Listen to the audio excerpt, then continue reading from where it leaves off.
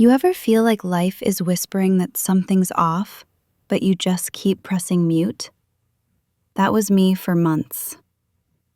My name's Serena, 36, Manhattan-born, a corporate attorney by day and, until recently, a doting wife by night. My husband, Daniel, is, or was, a private wealth manager. Polished, charming, and exactly the kind of man who knows which fork to use at a black tie gala. We lived in a sleek, glass-wrapped townhouse in the West Village, the kind of place that had its own in-unit elevator and a weekly cleaner who knew our dog's name. But let me tell you something. Luxury can be a damn good disguise for rot. It started subtly. Daniel became overly private. Not secretive, he was too polished for that. Just selectively transparent. He used to leave his phone lying around like it was a coaster. Then one day, it was suddenly face down, always. His passwords got updated, and he stopped wearing his wedding ring, said it made his finger feel constricted. The irony. I didn't think much of it at first. We'd been married 7 years, together almost 10. I chalked it up to stress, burnout, the natural wear and tear of 2 high-powered careers. But the distance between us started stretching like taffy. Long, quiet evenings with no conversation. Quick kisses that felt more like contractual obligations than affection. Still, I stayed calm, played the good wife, observed. The breaking point came on a random Tuesday at 11:48 p.m. I was home late after a mediation ran long, and I couldn't sleep. So I did what any insomniac woman with access to a home security system would do. I opened the app on my phone and started scrolling through the camera feeds. We had 9 total, inside and out. I wasn't expecting anything except maybe a raccoon in the trash. Instead, I found them. Feed 6, living room, time-stamped, Sunday, 2:37 p.m. Daniel and Marco, our security guard. The man who smiled politely whenever I passed him in the foyer. Shirtless, laughing, sitting far too close on the sectional where Daniel and I used to drink wine and dream about Italy. Then Marco leaned in. Daniel didn't move away. I stared at the screen for so long, my phone timed out. My hands didn't shake. My breathing didn't change. If there's one thing law school taught me, it's how to keep a straight face while someone spits in it. I didn't confront him. Not that night, not the next. I smiled through dinner, asked about his clients, even offered to book us a couples massage. Let him believe I was clueless. That was my first gift to him, denial. He had no idea I was already preparing his trial. But here's the real kicker. The cameras, he installed them. Claimed it was for safety. Guess he forgot they run 24/7 and save cloud backups for 30 days. Amateur mistake.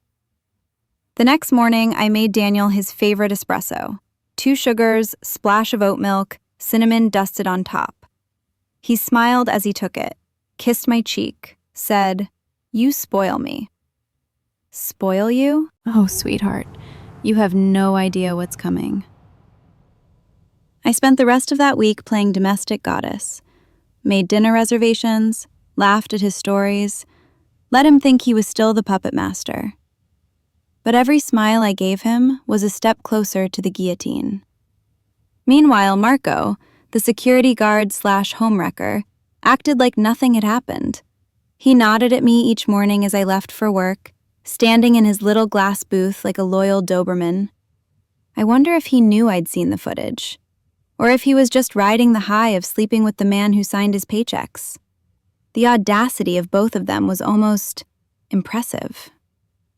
By Friday, I'd already downloaded the footage from the cloud onto a private encrypted USB. I labeled the file SnakeCam1 and stashed it in my office safe between a copy of our prenup and the deed to the house, both in my name, by the way. Daniel always said it was sexy when a woman handled the finances. That same day, I scheduled lunch with my friend Mila. She's a real estate agent with a Rolodex full of private investigators, divorce attorneys, and women who've burned down more than just bridges. We met at this little rooftop spot in Soho. I wore sunglasses, not for fashion, but because I couldn't trust my face not to betray me if I looked anyone in the eye too long. "So," she said after our second glass of rosé, "what's going on?" I didn't answer right away, just passed her my phone and played the footage. Mila leaned forward, jaw tightening. "Is that?" "Yep." "And him?" "Bingo." She exhaled slowly, shook her head. "You want the name of my lawyer or the PI first?" "Both," I said, smiling without humor. "But give me the PI. I'm not ready to go nuclear. Not yet." See, most people think revenge is about blowing up the building. I prefer to turn off the water, cut the power, change the locks, and watch from the neighboring penthouse while the whole place implodes. The next phase was simple: information. Marco had been working in our building for nearly 2 years. Quiet, polite, always present. I had to know, was this a one-time thing, or had my husband been making our entire home his playground? I hired Marla, Mila's PI, who looked like your favorite barista but had the sleuthing skills of a bloodhound. By Sunday, she'd already confirmed that Marco had recently been moved from the night shift to days, at Daniel's request. Of course. She also found Marco's social media. Not a lot on the surface, mostly shirtless selfies and gym posts, but there were a few pictures tagged inside our building. One caption in particular made my stomach twist. "Work perks number W4W. Perks. I wonder if he meant the weekly direct deposit or my husband's hand on his thigh. I didn't cry. Not once. Not even when I played that footage again in the dark, alone, wine glass untouched on the table beside me. There's a kind of grief that doesn't make noise. It just sits in your bones, chilling everything from the inside out. I let it settle, let it numb me, because cold women don't shake when the time comes to pull the trigger. And I was just getting started. First, I canceled our couples retreat in Tulum. You know, the one I booked for our anniversary next month? Daniel didn't even notice.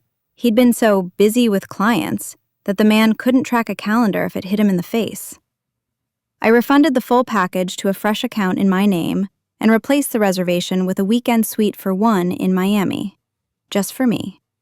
Symbolic, sure, but sometimes symbols cut deepest. Then I opened my laptop and created an anonymous Gmail, truthsnaps.nyc@gmail.com. I wasn't going to expose him publicly, yet, but I needed to start placing pressure on the cracks. I emailed a single video still. Daniel and Marco, very much not social distancing. Blurred just enough to protect identities, but clear enough for anyone familiar to suspect. I CC'd it to 2 places: Daniel's firm's anonymous ethics hotline and our building's management company. Let the games begin. That same week, I started reshuffling the financial deck. You see, Daniel's name wasn't on the house. When we bought it, he was between jobs, and I was the one with the portfolio and the pristine credit. So while he paid for dinners and designer watches, I paid for the foundation under our feet. That fact was about to become very useful. I spoke to my accountant, slipped it into a conversation about asset protection strategies. She didn't ask questions, just made a note to flag anything unusual coming from Daniel's side of the joint account. By the end of the day, I'd set up a trust in my name, moved 70% of my liquid assets, and routed my income streams away from anything we co-owned. Daniel, as usual, didn't notice. He was too busy scheduling client meetings with Marco on days I just happened to be working late. I knew because I'd started cross-checking their location pings via our family Apple ID. You'd be shocked how many people forget that Find My works both ways. They once had drinks at a bar 2 blocks from our condo, then walked back and spent 58 minutes inside before Marco returned to his post downstairs like nothing happened. 58 minutes. Not even enough time for a lie to cool off. And the worst part? The dog still loved him. Marco would toss a tennis ball down the hallway, and our golden retriever, Max, would barrel toward it like they were best friends. Loyalty, it seems, is wasted on the innocent. So I started walking Max myself, downstairs, past the security booth, right in front of Marco, smiling. Every single time. Because sometimes, the most terrifying thing to a guilty man is a woman who acts like she knows nothing while preparing to take everything. It started with a dinner invite, a seemingly innocent, so casual little gesture, delivered with a smile and a light touch on Daniel's shoulder. "I feel like we've both been so distracted lately," I said, placing a perfectly cooked seared salmon in front of him. "How about we host something? A little friends' night? Wine, games, food, just us and our inner circle." Daniel lit up. "That actually sounds amazing." Of course it did. Narcissists love any party where they can pretend everything is fine and everyone wants to be them. We scheduled it for the following Friday. I sent out invites to 8 of our closest couple friends, plus, of course, Marco. "Oh, Marco?" I said when Daniel hesitated. "He's been working so hard lately. It'd be nice to include him. Casual, no pressure." Daniel blinked. "Sure, if you want." I wanted, all right. Over the next week, I curated the menu, hired a caterer, and had a custom charcuterie board engraved with "The Lewises, still standing strong." A touch dramatic? Maybe. But that was the point. I also made sure to casually text Marco myself, through Daniel's phone. A little, "Hey Marco, Serena here. We're having a thing Friday. Hope you can come." His reply came back 10 minutes later. "Wouldn't miss it. Thanks for the invite." I nearly threw the phone across the room. Instead, I locked it, smiled, and went back to finalizing the wine list. The day of the dinner, I wore a dress Daniel had once called dangerous. Black satin, slit to the thigh, no sleeves.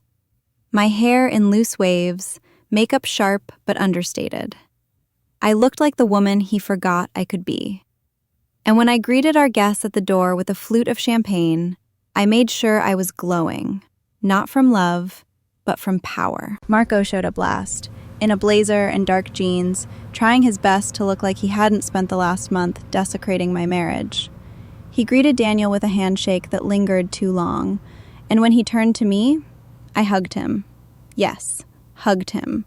Tight enough to whisper into his ear, "You look relaxed." He froze for a beat, then laughed. "You too." Daniel watched us closely. I turned back toward the kitchen, pretending not to notice. We spent the first hour sipping wine and playing a harmless round of who's most likely to. Questions like, who's most likely to survive a zombie apocalypse, and who's most likely to disappear and start a secret second life. People laughed. Someone pointed at Daniel for that last one. He's too polished not to have a hidden identity. I nearly choked on my drink. By the time dessert came out, creme brulee, torched tableside, I saw it. The shift. The tension in Daniel's jaw. The way Marco kept checking his phone. The paranoia starting to creep in as the walls closed ever so slightly. Because I didn't accuse. I didn't cry. I just watched. And they had no idea what was coming next. It happened on a Monday. The dinner party had barely faded from our guests' Instagram stories. Pictures of wine glasses, candles, me and Daniel grinning like the poster couple for love in luxury. I even posted a boomerang of us clinking glasses, captioned it, "Still choosing each other. Every day. #married life." It was bait, and the city bit. On Monday morning, the leak dropped. A blurred but unmistakably damning photo of Daniel and Marco. Shirtless, kissing, on a couch that very clearly looked like our living room. Posted to a Reddit thread titled, "My friend's husband is sleeping with the security guard. The wife has no idea. Should we tell her?" The internet did what it does best: speculated, deduced, shared. The comments? Brutal. That couch is restoration hardware. These people have money. Security guard? Bold. She definitely knows. No woman that rich is that oblivious. Run, queen. Run fast. By noon, the post had gone semi-viral on TikTok. One influencer even stitched it, saying, "This is why you put the wife's name on the deed." Guess who already did that? Daniel had no clue. He was in meetings all day. I know because I forwarded the link to his work email from a burner account named @WivesRevenge2025. He called me at 3:18 p.m. "Serena, have you seen Reddit today?" "Oh, no, what's going on?" I said, innocently slicing avocado for a kale salad. "There's something going around. Someone leaked a photo of two men. One of them, it kind of looks like me." I widened my eyes like I was shocked and not mentally clapping. "That's awful. Is it real?" Silence. Then, "I don't know. Maybe it's fake. Maybe someone's trying to mess with us. It's probably AI." AI. The man really tried to AI his way out of getting caught on camera in my living room. "I'm sure it'll blow over," I said. "Want me to make your favorite for dinner? Short rib ragu?" "Yeah, that sounds nice." We hung up. Then I forwarded the Reddit link to our building's residence group under a new burner. The subject line? Security matters. So does discretion. By Wednesday, Marco was gone. Building management sent a polite but very firm notice to residents. Due to a recent breach in conduct, Marco Reyes is no longer employed with our team. We appreciate your understanding.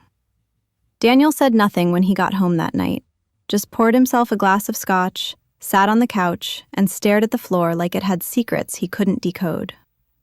I sat across from him in silence, watching him, watching it click. The leak had done its job. And the best part? It wasn't even the real footage yet. Just wait. Daniel came home early Thursday. He looked like someone had whispered a curse in his ear. Hair disheveled, blazer in hand, tie stuffed in a pocket like it had strangled him. I was on the balcony watering plants I didn't care about when I heard the door slam. "Serena," he said, breath short, "we need to talk." I turned slowly. "Sure. Want a drink first?" "No," he snapped. "I'm serious. This photo. People at work are asking questions. My supervisor said the ethics committee may open a review." I blinked. "Over some blurry photo on Reddit?"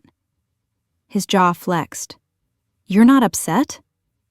I tilted my head. "Should I be?" He paused. He knew something was off, but he couldn't put his finger on it. Because I hadn't yelled, I hadn't accused. I'd done something worse, I'd stayed calm. He started pacing. "I don't know who posted that, but if someone's trying to ruin my life..." I stepped inside. "Daniel." He stopped. "Did you think I wouldn't notice?" I said, voice soft. "The texts, the meetings that didn't exist, the camera footage I reviewed because our dog sitter left the lights on one night." His face drained of all color. "I saw it," I said plainly. "I saw you and Marco." Daniel sank into the armchair. "Serena, I didn't mean to..." "I don't need a confession," I cut in. "I needed confirmation, and now I have that." Then I walked over to the side table, opened the drawer, and pulled out a red envelope. Inside was a printed copy of our prenup.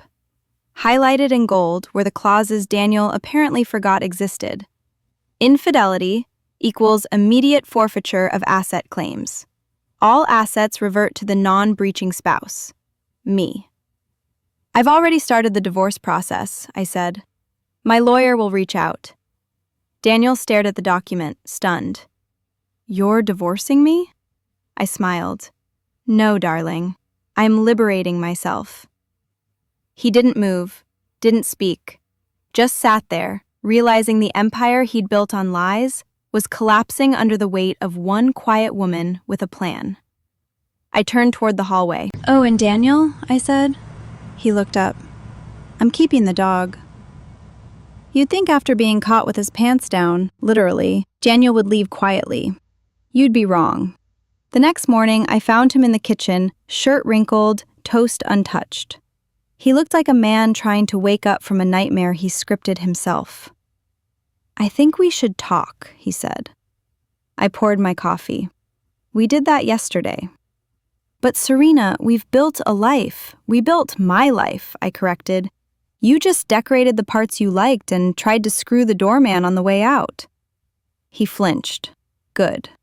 He started begging then, talking about therapy, about how he was confused, that it meant nothing, the usual flailing of a man who just realized the woman he underestimated had been 3 moves ahead the whole damn game.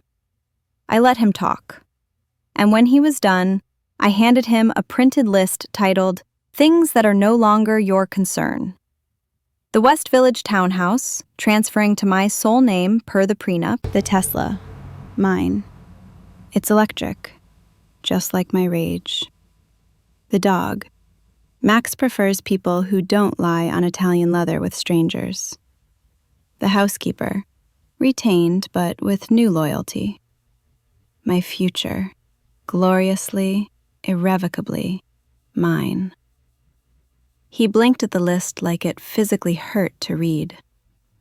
That afternoon, I changed the door code, called building management, had Marco's access permanently revoked. They offered to assign a new guard. I requested a woman. Daniel left that evening with a single suitcase and no clue where to go. Not my problem. Later, I texted the group chat from our dinner party. "Hey friends, just wanted to let you know Daniel and I are separating. Send wine, not sympathy. I'm better than fine." I also posted a selfie, hair down, smirking, Max beside me. Captioned it, "Turns out I married the scandal, not the security system." The comments were filled with flames, applause, and one from Mila. Finally, the main character energy we've been waiting for. By the end of the week, Daniel's firm placed him on extended leave. Something about conduct unbecoming. Poor thing, corporate sharks love a scandal, just not in their own lobby. And me? I booked a trip, solo, Paris. Because nothing says rebirth like espresso, silk blouses, and sleeping diagonally in a king-size bed. The thing about landing in Paris solo, truly solo, not pretending to be happy in a crumbling marriage, is that everything feels sharper. The espresso is bolder, the streets hum louder. Even the air feels like it's flirting with you. I checked into a boutique hotel in Le Marais, not the kind influencers post about, the kind with creaky floors, velvet curtains, and balconies barely big enough for 2 feet and a cigarette. Perfect. The first night, I slept like the dead. No "where are you" texts, no kitchen arguments disguised as small talk, no double lives unraveling in my living room, just silence. Soft, rich silence. Day 2, I wandered, got lost on purpose. Bought myself a leather journal from a shop that smelled like old paper and ambition. I wrote one sentence that first day. "You don't get to ruin me, Daniel. You just get to be part of the prologue." I didn't cry. I laughed. In the middle of a Parisian cafe, like a woman who had nothing left to prove. And then I made a call to Marco. I didn't owe him a thing, but curiosity is a dangerous little beast, and mine had been whispering since I left. He answered on the second ring, breathless. "Hello?" "It's Serena." Silence. Then, "Serena, I don't know what to say." "I'm not calling for closure," I said, cutting him off. "I just want you to know something." "Okay," he said cautiously. "You were a pawn. He used you. and you let him. But I played the board better. "I never meant to hurt you," he said, voice tight. "I know," I replied. "And that's the problem. You hurt me without meaning to. That's worse." I hung up before he could speak again. No explosion, no drama, just one last door clicked shut. That night, I sipped wine on my hotel balcony, watching the lights blur across the Seine. Somewhere back home, Daniel was probably still trying to spin his downfall as a private matter. But here, I was just a woman in a silk robe, finally free of pretending. I came back from Paris with a tan, a new pair of boots, and zero interest in being anyone's wife ever again. That doesn't mean I swore off love, just that I finally understood the difference between building with someone and carrying them. The first thing I did when I landed in JFK was delete the folder on my desktop labeled Daniel, Evidence. I didn't need it anymore. The war was over, and I'd won without ever raising my voice. Divorce proceedings were swift. Turns out when you have airtight documentation, a solid prenup, and a calm demeanor, the court tends to side with you. My lawyer said it was the cleanest takedown he'd ever seen. Daniel got nothing. No alimony, no house, no shot at a reputation rehab. He moved out of state, supposedly to start fresh. Translation: escape the whispers. Meanwhile, I stayed exactly where I was. Same address, same city, but with a new floor plan, one that no longer included shrinking myself. I renovated the condo, stripped it down, new hardwood, new lighting. I replaced the couch where I caught them with a sculptural piece no one could comfortably lie on. Symbolic? Absolutely. Necessary? Cathartic as hell. I also launched my own firm, Boutique Law, all-female team, specializing in high-stakes exit strategies for women who want out. Of marriages, businesses, deals built on manipulation. Our unofficial motto? We don't burn bridges. We own the road. Business boomed. Apparently, betrayal has a market, and I was fluent in its anatomy.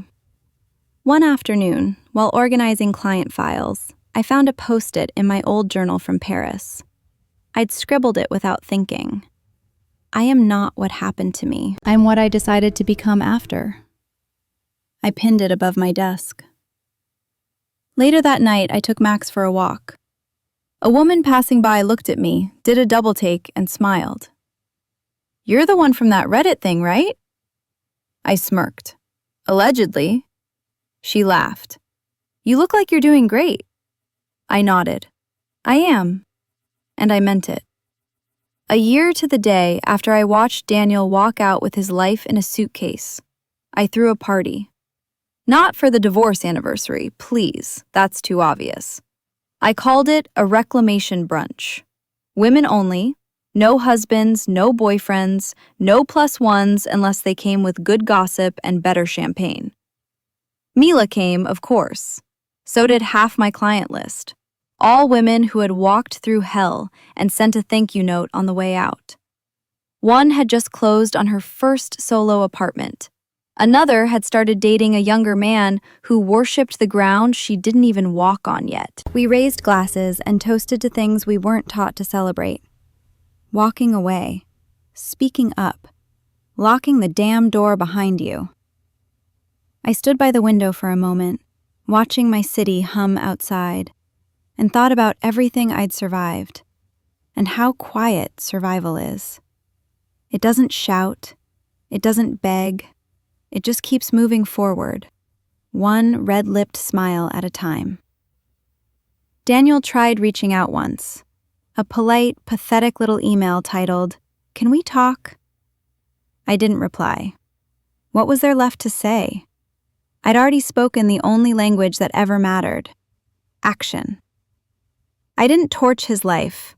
I let him unravel it himself. All I did was make sure the lights were on when it happened. So here it is, the last word. Never underestimate the woman who says nothing. She's not scared. She's just letting you speak first, so she knows exactly where to aim. And me? I'm not rebuilding. I'm reigning.